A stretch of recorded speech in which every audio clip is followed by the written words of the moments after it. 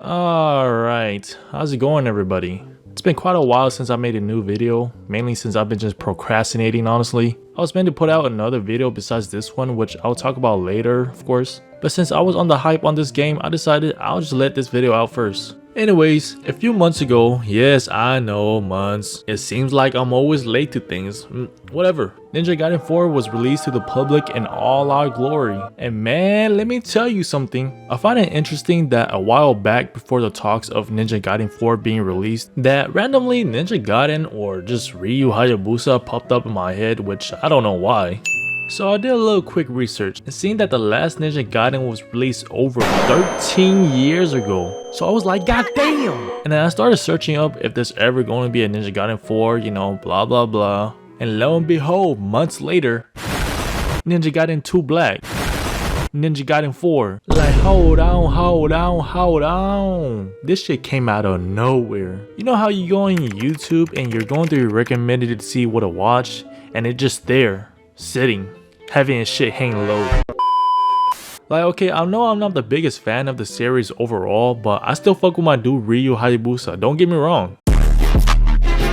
And it's not because I don't hate the Ninja Gaiden games, I just never got around to getting back and playing them. Like, I played the original 2004 Ninja Gaiden that was released on the original Xbox and got my shit cooked.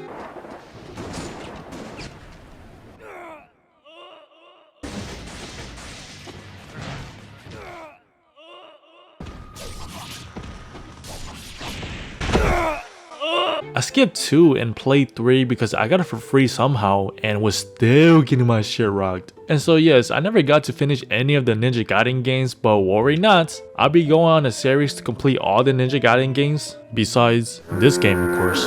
And so when I heard the release of Ninja Gaiden 4, I was hyped. So I made a proposal to myself. If I like this game, I'll play the other games as well. I started the game off on normal difficulty like any other casual gamer. And to be clear, when I mean casual, I mean a player who just wants to sit back, chill, and play the game without having to punch a hole in my monitor. Yes, that means I don't care about the story, neither do I care about how deep the lore goes, or who's your favorite ninja girl. Anyways, just a little quick summary for those of you that are new to this series to catch you guys up. The main protagonist of the Ninja Gaiden series is Ryu Hayabusa, who is a ninja from the Hayabusa clan. Ryu is the descendant of the dragon lineage, and with this he holds the dragon sword, which was passed down from generations of the dragon lineage. Being a descendant of the dragon lineage, he has superhuman abilities like superhuman speed, agility, strength, heightened senses, and can literally summon magic. Combining that with the arsenal of the dragon sword, well, let's just say this guy can kill gods as a human.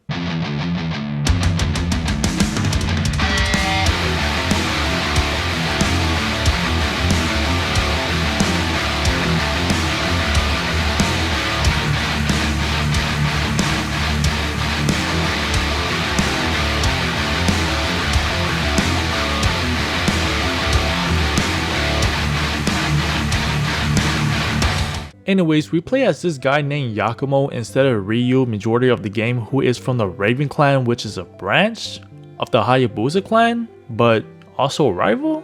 Yeah, I don't know either. But the whole premise is that the Raven clan are supposed to be the one to defeat the final boss to actually kill it. And I guess this guy Yakumo is a young prodigy and introduced to be a supposed successor to Ryu. Alright, that's enough rambling. The game throws you straight into it with no cussing or anything, just like good old Ninja Gaiden. Besides the millions of ads tutorial that pops up. God damn, how many messages are there? After you're done with the thousands of porn ads pop up.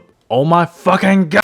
Okay, so when you finally get done with the train, you go on this dialogue with Yakumo's allies, Umi and Misaki, in this cave. Supposedly, you're searching for a priestess, which is your target for extermination. And before we move forward, I'd like to talk about Yakumo's character design. There's been a lot of controversial talks about Yakumo and how he's so edgy and emo-like. And to some degree, I do kind of agree with those statements. However, I think Yakumo's design is not terrible, but it does seem really basic. And I say that because I mean he looks kind of like your generic emo manhwa character. One thing too, I also kind of dislike his base outfit. I don't know, it just seems so tech weird. I know it's supposed to complement this whole futuristic aesthetic, but I don't know. However, I do enjoy his other DLC outfits besides this divine chimera shit. Anyways, you storm in like the big bad ninja you are, which can I say, there's such a small amount of soldiers guarding this so-called priestess that can summon the literal big bad final boss. Anyways, you storm in with the intent of killing her until she completely changes the plot for you. The plot. Yeah, the plot. Yeah, the plot. Anyways, our whole objective now changes to breaking 4 seals that are holding the dark dragon away and releasing it to kill it. So once you finally get done with so-called tutorial, which by the way you can't die at all since there's no health bar, your real test of might starts with the real first mission, going around destroying these pylons until you get to your first boss battle, which I would say has such a great soundtrack.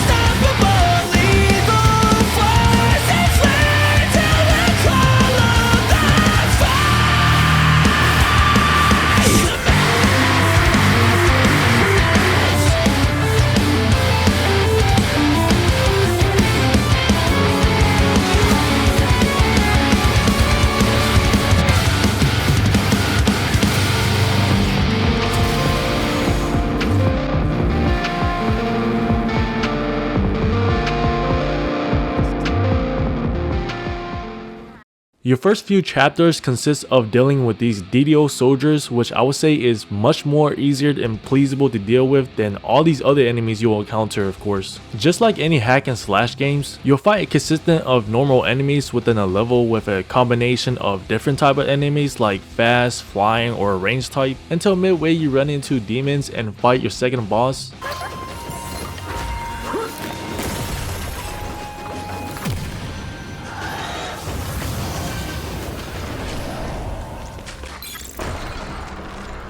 Oh right, she wouldn't die that easily. You fight these Oni demons, which are not too hard to deal with. Granted, you do have to use Yakumo's special attack, the Blood Raven form, which is a specialized attack that uses up a meter to deal more damage to enemies and break the defense. And also these fuck ass lanterns that explode for no otherly reasons in your face when you try to beat them up.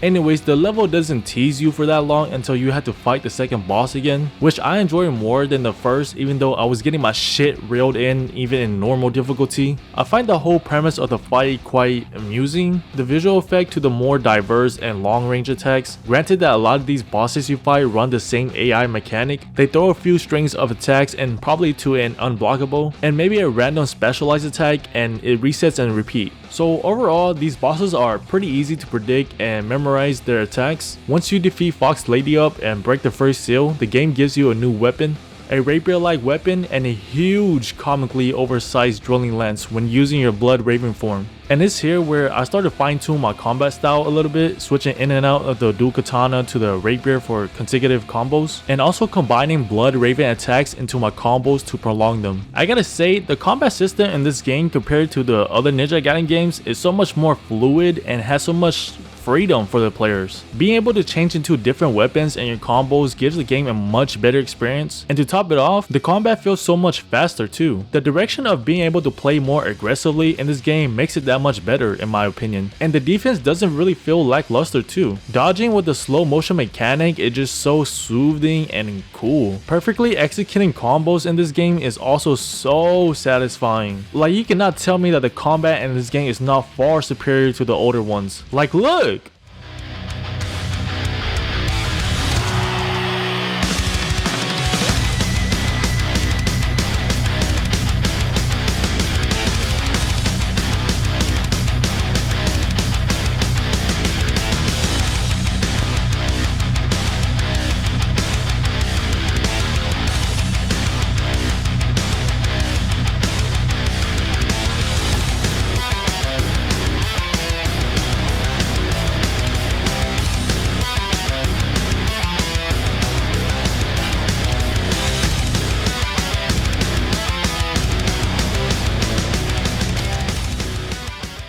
Like, okay, it might be recency bias, but come on, you can't tell me that the combat in this Ninja Gaiden game is not phenomenal. Chapter 4, 5, 6, and 7 consists of Yakumo going up through these mountains, which is probably my favorite map design throughout the whole game. I feel like these mountain levels just makes it feel so much like Ninja Gaiden, or makes it feel like an actual Ninja Gaiden place. Like, all these other map designs are cool, but there's nothing that really stands out about them until you finally get to the boss for the second seal.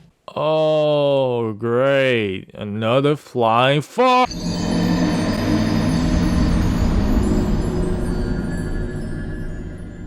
Can I just say that this asshole of a boss was one of the most annoying piece of shit to fight. After the second phase, the fucker just flies around and he doesn't come down for you to attack him, and when he does come down, he's only staying there for a few seconds like if he's getting evicted the next day. Like, I know I'm probably fighting the boss wrong, but I like getting in the enemy's face and beat them to the ground. Like, what the fuck even is this? And so when you finally beat the boss and break the second seal, we get a cutscene of the man, the myth, the legend.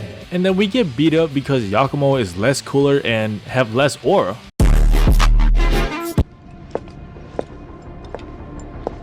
Hello, is that Ayane? So now we're on a chase to retrieve Sayori back because she literally just got swallowed whole by a shark. Oh yeah, we also get a new weapon. Oh great, a staff, yay! As if there wasn't a staff in all the other Ninja Gaiden games, but I guess we need another one to keep Ninja Gaiden remaining its core. Look, I don't really mind the staff. I get it. It's great for crowd control to hit multiple enemies at once, but I feel like a different weapon could have been a better choice, like maybe the Kusarigama. Even though it has been in previous Ninja Gaiden games, I feel like it has a much cooler and stronger attacks than the staff, but I guess it is what it is. Anyways, you go on this long chase from dimension to dimension, hunting down this shark, which feels like an eternity. And when I finally got to the f***er, it wasn't even that hard of a boss for all the annoying shit I had to go through. And his attacks are so basic. And how is Sayori not even covered with a speck of shark goo while I'm over here bathed in a pool of blood looking like Satan's cock?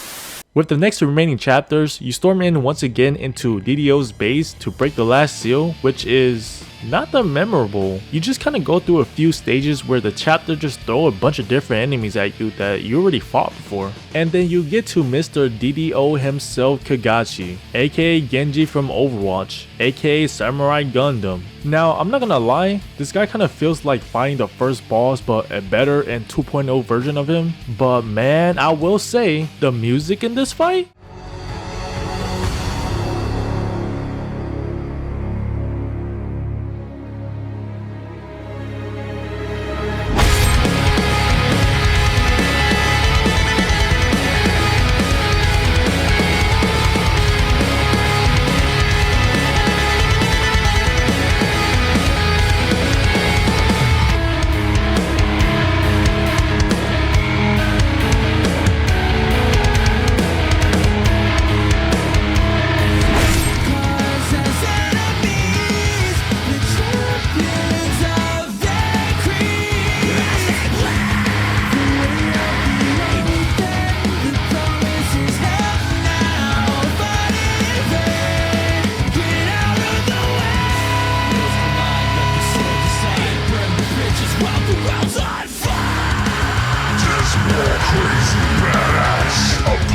Savage sick skills, smoking sexy style.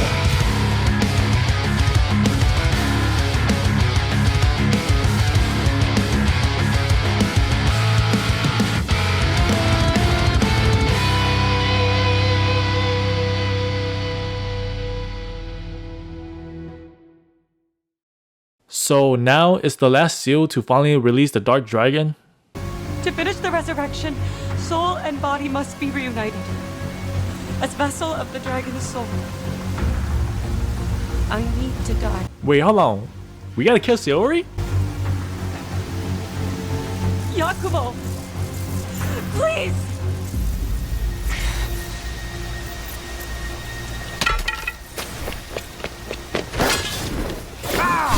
No, you son of a bitch. And for some reason, I knew this dude was on some slimy shit too. But instead of just releasing the Dark Dragon, he transferred into this Achilles dude. Man, this Orochi warrior knockoff ass boss. Like, I guess this dude was pretty cool to fight, I guess. He'll occasionally pull a shadow clone jutsu and clone 3 more of himself. And while you fight him and his clone, these purple cubes will fly towards you, with the occasional beams from the heavens coming down you at the speed of light, making you feel like Yamcha, who thinks he can handle 300 times gravity. And so when you miraculously beat Achilles, you get thrown back 7 years prior to the main event, now taking control of finally playing Ryu Hayabusa. Alright, so I'm not gonna lie, at this point I already got much used to Yakumo and his combos and strings already. So when I got to finally playing Ryu, I don't know about you guys, but for some reason, Ryu's combo feels so weird. I don't know, maybe I'm just tripping. But Ryu's attacks are definitely stronger than Yakumo though, that's for sure. Also, yes, if you haven't figured already, I like using Yakumo's dual katana probably more than any of the other weapons that is playable to him. This is mainly due to his katanas being such a great all-arounder weapon. Now yes, I know that the other weapons are meant for different purposes, like the rapier being a strong single target damage, the staff being a nice crowd control and multiple enemy hit weapon. And although I didn't really use the ninja box as much as I should have, I honestly really like the concept of it being able to use multiple different type of weapons and its combos. Now yes, the katanas don't have the luxury of hitting flying targets or at a distance like the big shurikens from the ninja box, but it gets everything done. It's fast, it's fluid, it's strong, and most importantly, the combos with the katanas are probably the best looking combo style for Yakumo. Anyways, as you play as Ryu Hayabusa, the game just kinda pulls a Devil May Cry 4 on you, making you play the stages that you already beat as Yakumo, the bosses that you already defeated as Yakumo. So I guess Team Ninja and PlatinumGames just ran out of ideas or something, and you only get to play as Ryu for 4 chapters too. Like, come on, this Subway Surfer ass shit got more screen time than Ryu. Like, there's no way the developers could have at least given us one new stage with Ryu. Like, I'm not a hardcore Ninja Gaiden fan like these people out here, but as a casual fan who at least has a little bit of knowledge about the Ninja Gaiden series, I just feel like we got a little slap to the face like, oh yeah, I guess you guys can play as Ryu. Hell, even if Ninja Gaiden 4 was my first ever Ninja Gaiden game, I would have still been a little like, what the fuck. Regardless of the fact, I still enjoy playing as Ryu. The change of playstyle and combos does make the game feel that much different, and what tops off that too is that instead of Blood Raven form, Ryu has Gleam and also special attack onto your light and heavy attack, which I feel is way more satisfying to use than Blood Raven form. And also with the short amount of chapter that Ryu has, he only has one usable weapon, which is the Dragon Sword, meaning that he gets to use Nimpo, that magic shit that I was talking about in the beginning, like summoning literal fireballs at enemy for high damage, and AoE wind ability for crowd control, summoning Inferno Phoenixes to protect Ryu and deal damages to enemies, and a literal fucking Hadouken. What I will say though is that since Ryu feels so much stronger in his gameplay compared to Yakumo, his chapters felt like a breeze to me. Like, I didn't even die once playing as Ryu even against these same bosses. Anyways, since Ryu just kind of repeats Yakumo's chapter, I'm just gonna skip over it and go on to the final chapter. And before we fight the final boss, we have to test our skills against the one and only. If this wasn't the most anime ass fight, then I don't know what is. Dude had me pulling combos out of my ass just to even take a little chunk out of his health. But fighting Ryu is probably one of the funnest bosses throughout the whole game because his AI mechanic is way more different than any of the other bosses. Like, yeah, he will do the occasional attack to an unblockable, but he also uses Flying Swallow, Shurikens, and Nimpo, which makes the fight so much more interesting. And when you finally beat him, he gives you the Dark Dragon Blade, which realistically just has Ryu's movesets and combos. Like I'm saying, it feels like halfway through the game, the developers just kinda rushed it and threw a bunch of bullshit in it. Okay, I get it. Games has budget and a deadline to make, but the developers could have at least given the infamous Dark Dragon Blade its own movesets and combo. Like, at least. Anyways, when you get up to finally fight the Dark Dragon, he's really easy to fight. And this right here is where I used the Ninja Box Shurikens to its full potential at last. The Dark Dragon kind of just flies around and breathes fire at you, which is relatively easy to dodge. I mean, even a 3-year-old can dodge these attacks. And so you can just throw Shurikens at him with Blood Raven Shurikens as well, making said final boss the easiest boss to fight. But of course, the final boss won't die so easily. When you beat his dragon form, it turns into a doppelganger of Yakumo, being able to use even his Blood Raven form. However, he was still easier to beat than Ryu. I mean, surprisingly easy for a final boss. And so Yakumo saves the day, or the world, from the Dark Dragon ever arising again, fulfilling the Raven Ninja's prophecy and bringing peace to the world.